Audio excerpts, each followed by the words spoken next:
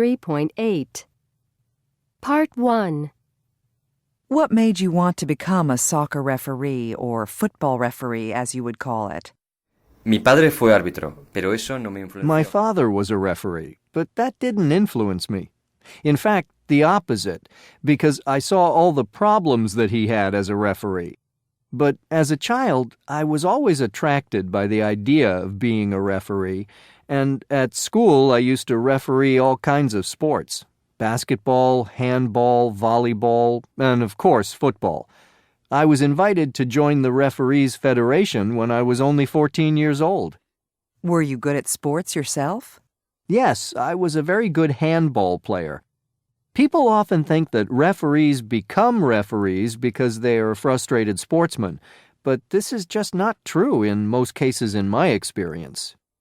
What was the most exciting match you ever refereed?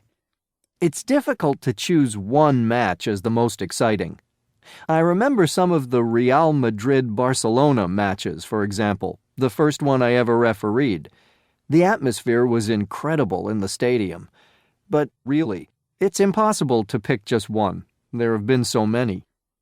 What was the worst experience you ever had as a referee? The worst? Well, that was something that happened very early in my career. I was only 16, and I was refereeing a match in a town in Spain, and the home team lost. After the match, I was attacked and injured by the players of the home team and by the spectators. After all these years, I can still remember a mother who had a little baby in her arms who was trying to hit me. She was so angry with me that she nearly dropped her baby. That was my worst moment, and it nearly made me stop being a referee. Do you think that there's more cheating in soccer than in the past?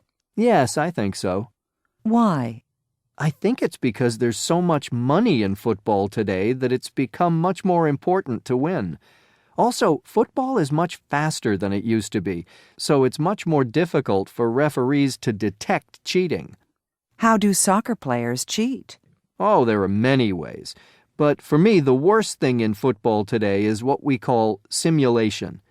Simulation is when a player pretends to have been fouled when in fact he hasn't. For example, sometimes a player falls over in the penalty area when in fact nobody has touched him. And this can result in the referee giving a penalty when it wasn't a penalty.